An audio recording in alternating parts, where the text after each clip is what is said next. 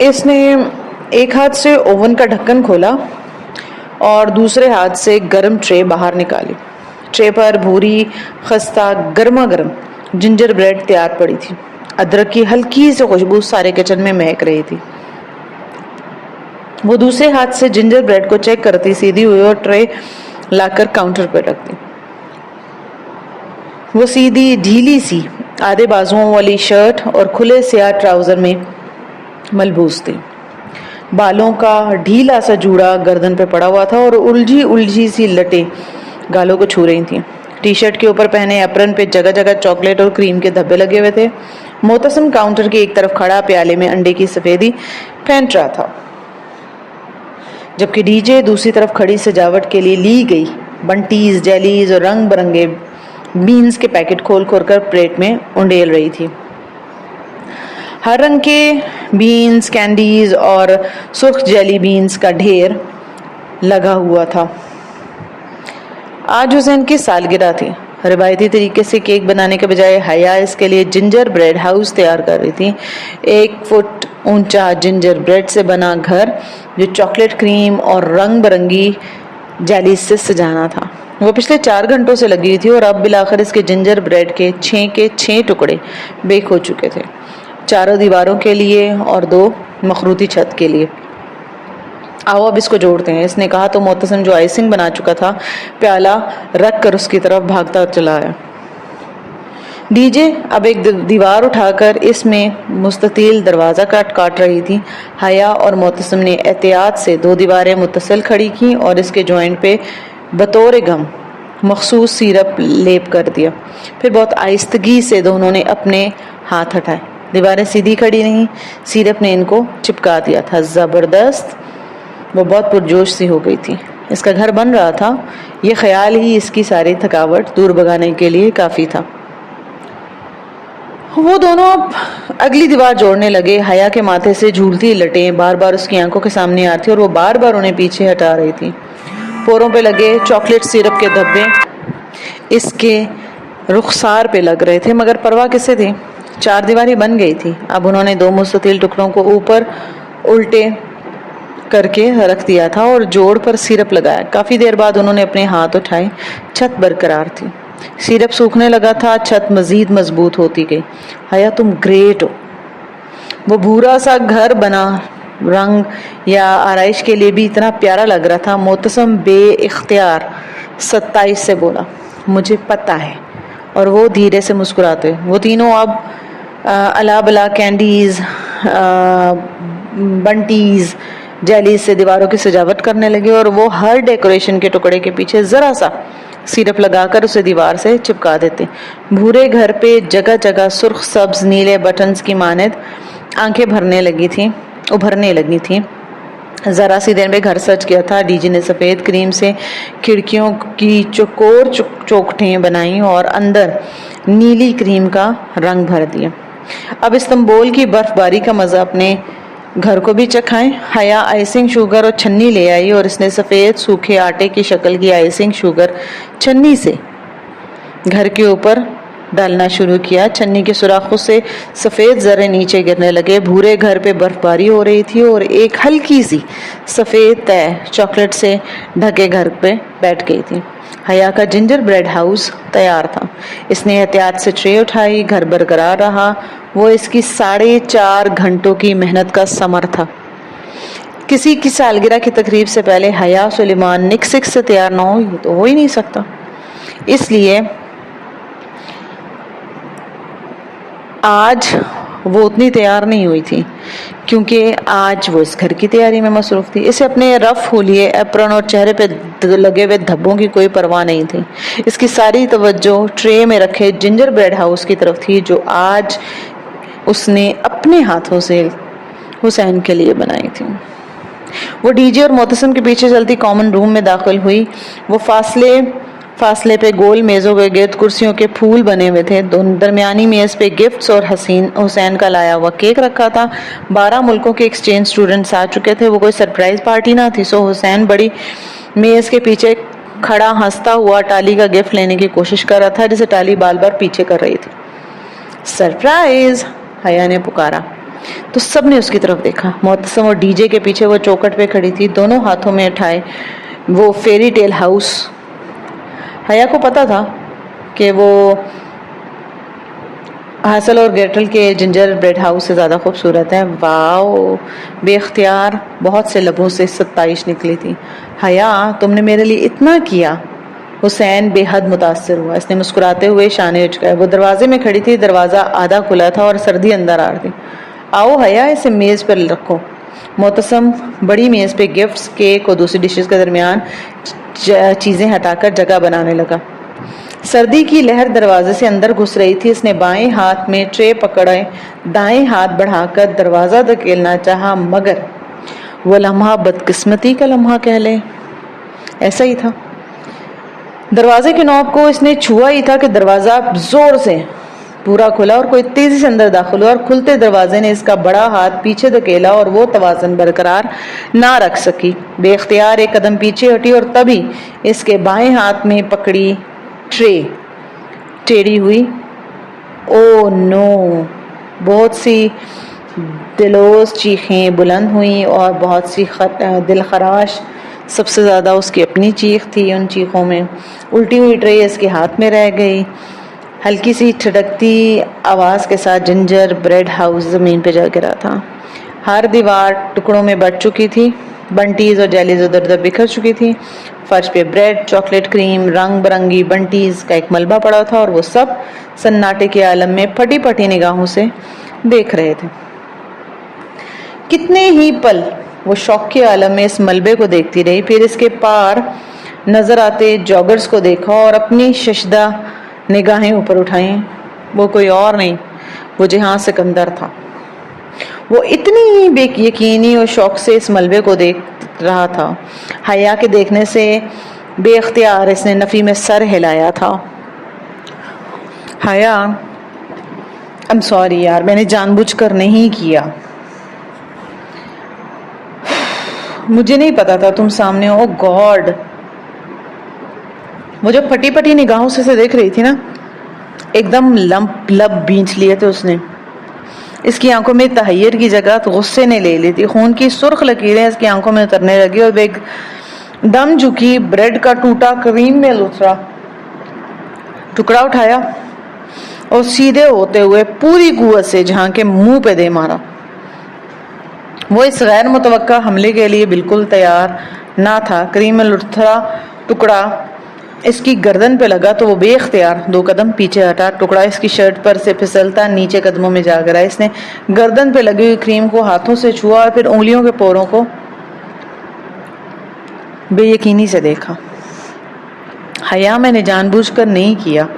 वो सुर्ख आंखों से लब बींचे जहाँ को देख रही थी। उसने लब इतनी सख्ती से बींच रखे थे कि गर्दन की रगें उभरने लगी थी और वो कनपट्टी पे नीली लकीर नजर आ रही थी और वो बिल्कुल चुप खड़ी गहरे गहरे सांस ले रहे थे। हया, इट्स ओके। हुसैन परेशानी से आगे बढ़ा। डीजे और मोहतसम इसके साथ थे।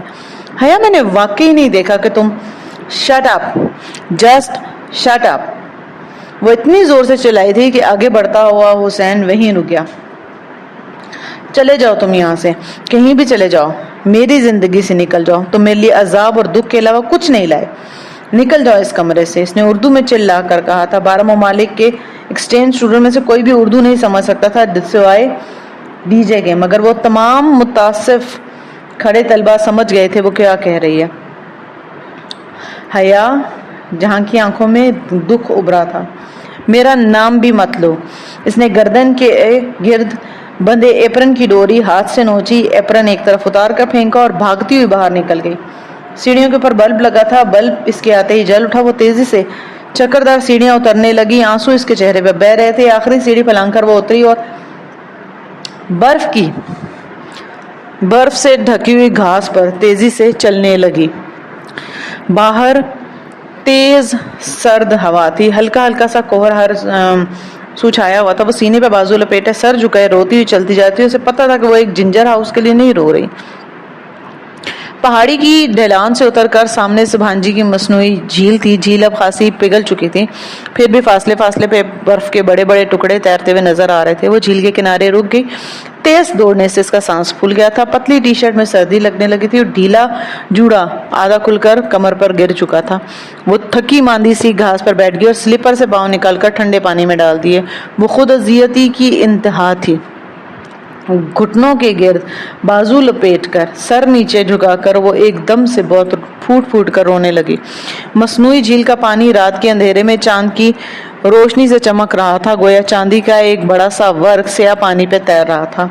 दूर जंगल से परिंदों की आवाज वक्फे वक्फे से सुनाई दे रही थी। कई लम्हे रेत की तरह फिसलकर झील की चांदनी में गुम हो चुके थे तो इसने कदमों की चाप सुना। कोई इसके सर पर आकर खड़ा हो गया था। इसने भीगा चेहरा उठाकर देखा। वो जीन्स की जेबों में हाथ डाले लब काटता संजीदा सा इसके सामने खड़ा था। सॉरी हया, मैं तो माजरत करने आया था। इस रोज काम की परेशानी की वजह से मैंने तुमसे मिसबिहेव कर लिया। मगर वो चुपचाप बेआवाज रोती से देखती रही। आई एम रियली सॉरी यार, मैंने तुम्हारा इतना नुकसान कर दिया। मैंने नहीं देखा, मुझे नहीं मालूम था कि तुम दरवाजे के पार खड़ी हो। मैंने तुम्हारा बड़ा हुआ हाथ भी नहीं देखा था। मैं तो अपनी दानिश में बहुत तेज तेज चलते आ रहा था और अनजाने में तुम्हारा हाथ धकेल दिया। तुम्हारी सारी रियाजत जाया कर दी। शायद वो सिर्फ जिंजर हाउस की बात कर रहा था, जिंजर ब्रेड हाउस, ये शायद इनके ताल्लुक की। वो भी कुछ सही या कुछ गलत समझना ही नहीं चाहती थी।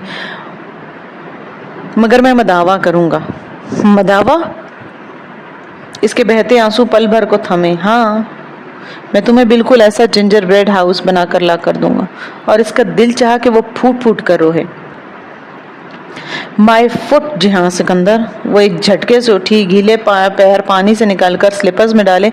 मेरी जिंदगी में जिंजर ब्रेड हाउस से बड़े मसाइल हैं।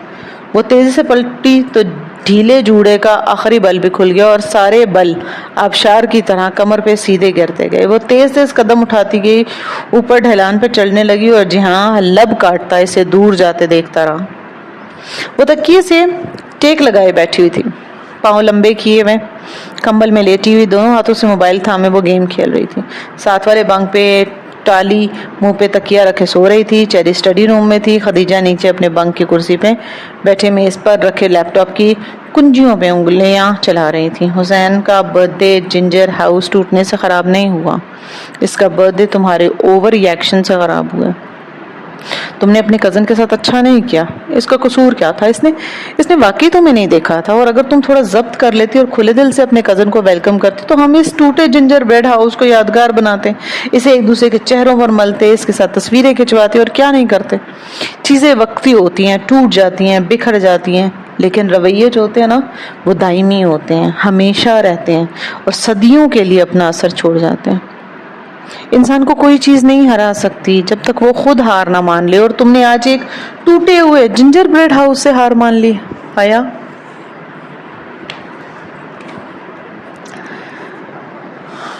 लैपटॉप की स्क्रीन पे नजरें जमाए डीजे तेजी से कुछ टाइप करती, साथ में उसे ये सब कह रही थी। हया इसी तरह बबल चबाती मोबाइल के बटन दबाती रही। तुम्हारे जाने के बाद सब इतने शर्मिंदा थे कि मत पूछो। किस तरह मैंने बमुश्किल सबको मनाकर हुसैन से केक कटवाया। दफातन हया का मोबाइल बजा तो डीजे खामोश हो गई। हया ने लब बींच कर स्क्रीन को देखा। वहां जिहां का मोबाइल नंबर दिखाई दिया था। चाहने के बावजूद भी वो कॉल मुस्तरद ना कर पाई। हया ने लब बींचे। क्या है? इसने फोन कान से लगाकर बहुत आहिस्तगी से कहा। अभी तक खफा हो? खफा होने का हक अपनों को होता है, मुझे ये इख्तियार किसी ने दिया ही कब है? इतने लंबे मुकालमे मत बोलो। मुझसे अब सर्दी में खड़ा नहीं हुआ जा रहा, फौरन बाहर आओ। तुम कहाँ हो? तुम्हारे डोरम के बाहर बालकनी में खड़ा हूँ। मेरे अल्लाह, तुम अब तक यहीं हो? और जब वो तेजी से सीढ़ियां फलांगती नीचे उतरी और डोर खोल कर देखा तो बालकनी की रेलिंग से टेक लगाए सीने पे बाजू लपेटे खड़ा था। इसे देखकर मुस्कुराया। उफ, जी हाँ। हया दरवाजा बंद करके इस तक आई थी। इसने टी शर्ट के ऊपर एक खुला सा स्वेटर पहन रखा था और बालों का ढीला सा जूड़ा बांध रखा था। आंखें हनूज मुतवर्रम थी। कब से खड़े हो इधर? जब से तुमने बताया है कि तुम्हारी ज़िंदगी में जिंजर ब्रेड हाउस से बड़े मसले हैं, मैंने सोचा आज उन मसलों को हल किए बगैर नहीं जाऊंगा। चाय तो नहीं पिलाओगी ना मुझे? वो कुछ डरते डरते बोला। वो सारी तलखी भूल कर छोड़ी। आओ तुम्हें एप्पल टी पिलाती हूँ, तुम्हारे तुर्की की सौगात, वरना पाकिस्तान में तो हमने कभी सेब वाली चाय नहीं पी थी। वो दोनों साथ साथ अंदरूनी सीढ़ियाँ चढ़ते गए और हम यही टी पी कर बड़े हुए। कितना फ़र्क है ना हम में। वो शायद यूं ही बोला था, मगर किचन का दरवाज़ा खोलती हया ने इसे मुड़कर ज़रूर देखा था। हाँ, बहुत फ़र्क है हमने। इसने हार मान ली थी और इंसान को कोई चीज़ नहीं हरा सकती जब तक वो खुद। उफ, ये डीजे के सुनहरी अकवाल मुझे इस वक्त भी याद आ रहे। वो सर झटक कर किचन में दाखिल हुई। एप्पल टी तो ख़त्म हो गई, अब सादा चाय बनाओ। हाँ बाकी एप्पल टी खत्म हो गई, अब तुम सादा चाय पियो। उसने कैबिनेट खोलकर चंद डब्बे आगे पीछे किए और फिर मायूसी से बता दिया, दूध निकालो, मैं चाय का पानी चढ़ाता हूँ। वो आगे बढ़ा, देगची ढूंढ ढांड कर निकाली, इसमें पानी और पत्ती डालकर चूल्हे पर चढ़ाई और चूल्हा जला दिया। और वो ऐसे ही करता था, फौरन से काम करने लग जाता। इसके हाथ बहुत सख्त, बहुत मजबूत लगते थे, काम के, मेहनत की और मुशक्क़त के आदि। वो इस्तांबुल की वर्किंग क्लास का नुमाइंदा था। अब वो स्लैब पे रखे बर्तन जमा करके सिंक में रख रहा था। रहने दो जी, हाँ मैं कर लूंगी, तुमने करना होता तो तुम अब तक कर चुकी होती। अब इससे पहले कि पानी सूख जाए दूध डालो, बल्कि मुझे दो। इसने प्लेट धोते हुए दूसरे हाथ से दूध का डब्बा उठाया और खुद ही देगची में उंडेल दिया। वो इसे देख रही थी। वो खुले नल तले प्लेट खंगाल रहा था। जीन्स और जॉगर्स पहने, स्वेटर की आस्तीनें कोनियों तक मोड़े। वो टॉक्सम स्क्वायर की मेट्रो पे मौजूद इन एग्जेक्टिव्स से मुताल्लिक कतन मुख्तलिफ लग रहा था, जैसे चंद हफ्ते कबल इसकी मुलाकात हुई थी। हया तुम्हारा फ़ोन मर जाएगा बज बज के। ओ अस्सलाम वालेकुम। जब उसने जहाँ को देखा तो वो गड़बड़ा उठी। वालेकुम अस्सलाम, तुम्हारा फ़ोन। वो हया को फ़ोन थमाकर वापस मुड़ गई थी। इस वक्त इसका मोबाइल दोबारा बजने लगा और इसने स्क्रीन को देखा। वही तुर्की का नंबर था। इसने कॉल वसूल की। हेलो हया सिकंदर, हया सुलेमान। बंदे को अब्दुर्रहमान पाशा कहते हैं, अब तक तो जान गई होंगी ना। वो शिस्ता उर्दू में कह रहा था। इसकी आवाज़ में मुंबई के बासियों का तीखापन और लहजा बहुत ठंडा। हया का रंग पीला पड़ चुका था। उसने आँख पलकियां उठाकर जिहां को देखा। वो बहुत गौर से इसके चेहरे के उतार चढ़ाव को देख रहा था। Wrong number. इसने ये कहकर फ़ोन रखना चाहा, मगर वो आगे बढ़ा और मोबाइल इसके हाथ से ले लिया। कौन? वो फ़ोन कान से लगाकर बोला। कौन? शायद दूसरी जानब से कोई कुछ बोल नहीं रहा था। जहाँ लब भींचे चंद लम्हे इंतज़ार करता रहा और फिर इसने फ़ोन कान से हटा दिया, बंद कर दिया है। कौन था? तुम्हें नहीं बताया तो मुझे क्यों बताता? शायद रॉन्ग नंबर था। तुम्हें कोई तंग कर रहा है? फिर जैसे वो चौंका था। वो फूल पता नहीं कौन है, जाने दो, दफ़ा करो। हर इस मिनट एक जुर्म है। हम इसलिए पुलिस के पास जाते हैं, अगर कोई भी मसला हो तो वहाँ जाना। किसी मसले का हल जहाँ सिकंदर के पास ना हो, ये मुमकिन था भला? जाने दो, मैं से ज़्यादा अहमियत नहीं देती, खुद ही थक कर रुक जाएगा। वो कोई मुतमईन नहीं हुआ था, मगर सर हिलाकर पलट गया था और नल फिर से खोल दिया था। हया ने मोबाइल को साइलेंट पे लगाकर जेब में डाल दिया। वो इस नाजुक रिश्ते में मजीद बदगुमानी की मुतहम्मिल नहीं थी। चूल्हा क्यों बंद कर दिया? अभी पकने देती, मैं ज्यादा कड़ी हुई चाय पीने का आदी हूँ। इसी पल जब चूल्हा बंद हुआ तो वो चौंका। मैंने नहीं बंद किया, ये ऑटोमेटिक है, हर 15 मिनट के बाद 10 मिनट के लिए बंद हो जाता है। 10 मिनट बाद खुद ही जल उठेगा। ये अच्छा काम है। इससे जैसे कोफ्त हुई। फिर आखिरी बर्तन खंगालते वो बार बार चूल्हे को सोचती नजरों से देखता रहा। फिर जब बर्तन खत्म हुए तो हाथ धोकर चूल्हे की तरफ आया। बर्तन धुल गए हैं हमारे, अब तुम्हारी जिंदगी के अगले मसले को हल करें। इसके बाद कौन सा मसला है वो भी बताओ। मेरी ज़िंदगी के मसले टूटे कैबिनेट या ठंडे चूल्हे की तरह नहीं है जो तुम हल कर लो।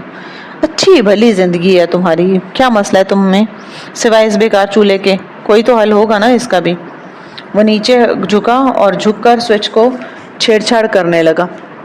इसका कोई हल नहीं।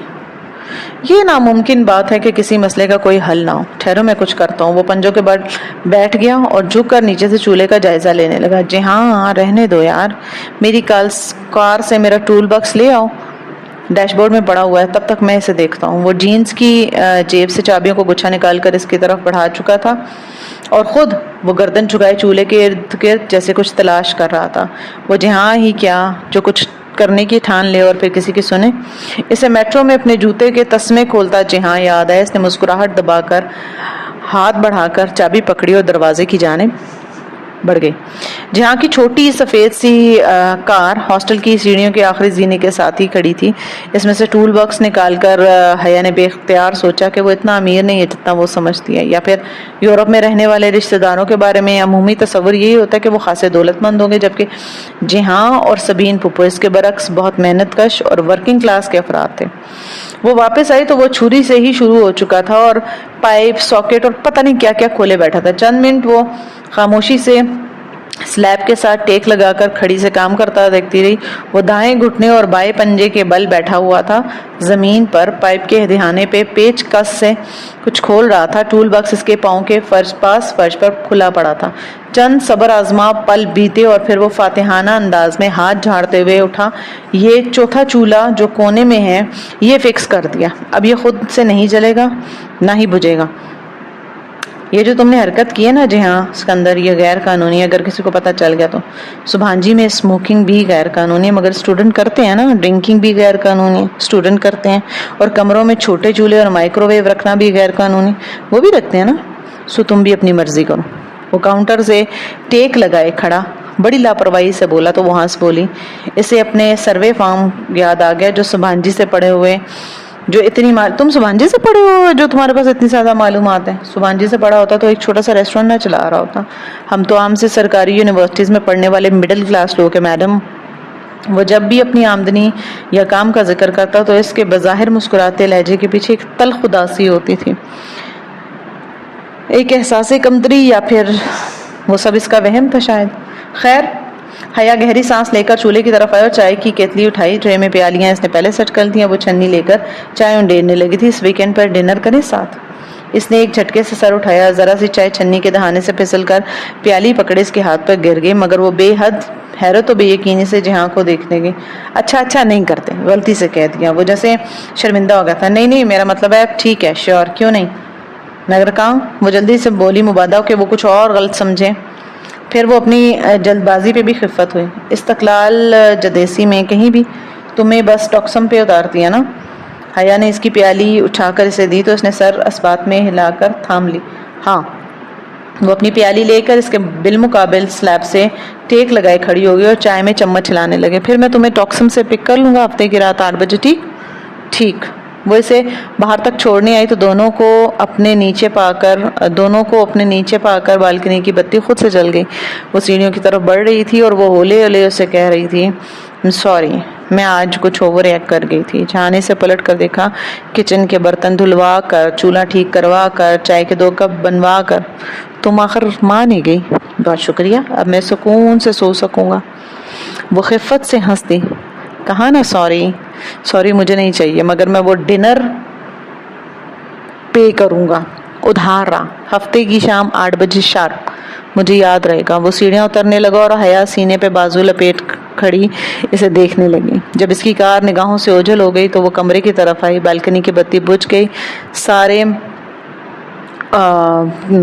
बालकनी में अंधेरा छा गया। डीजे वहीं कुर्सी पे बैठी लैपटॉप पे कुछ टाइप कर रही थी जब वो कमरे में दाखिल हुई। वो ज़ेरे लब कोई धुन गुनगुनाते हुए कमरे में दाखिल हुई और अपने बंक के जीने चढ़ने लगी। तुम्हारा कज़न बड़ा हैंडसम है।